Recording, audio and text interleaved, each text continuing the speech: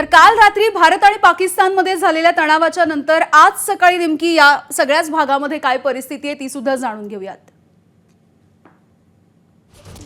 तर ही काही दृश्य आपण बघतोय। पूर्वी अमृतसर, राजौरी, जम्मू आणि सांबा आपण बघतोय की काही ठिकाणी सुरक्षा व्यवस्था वाढवण्यात आलेली आहे। म्हणजे अमृतसरचं जे विमानतळ आहे त्याच्या बाहेरची सुरक्षा व्यवस्था वाढवली गेली।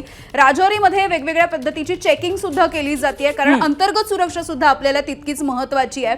दुसरं म्हणजे जम्मू मधली सुरक्षा व्यवस्था आणि जम्मू आणि सांबा या दोन्ही ठिकाणी लोक आता रस्त्यावरती उतरलेले आहेत कारण रात्रभर ज्या पद्धतीने पाकिस्तानच्या कुरापती सुरू आहेत, अर्थातच भारत त्याला तितकंच चोख प्रत्युत्तर देत आहे। मात्र पाकिस्तानच्या विरोधातली ही जोरदार घोषणाबाजी आपण पाहतोय। नक्कीच यावेळी आणि आणखीन एक महत्त्वाची गोष्ट आहे की सुरक्षा व्यवस्था चोख आहे, नागरिकांचं संरक्षण करण्यासाठी पूर्णपणे प्रयत्न केले जात आहेत, पण त्या मानाने जनजीवन सुरळीत असावं का काय अशी सुद्धा आपल्याला इथे ही सगळी दृश्य बघून एक कल्पना येते की खूप जास्त नुकसान भारताचं झालेलंच नाहीये कारण ड्रोन हल्ले पूर्णपणे बिमोड त्यांचा केला होता, परतवून लावण्यात आलेले होते आणि एक संवेदना सर्वसामान्य नागरिकांची पूर्णपणे भारतीय सैन्यासोबत आहे। अगदी एबीपी माझा, उघडा डोळे बघा नीट।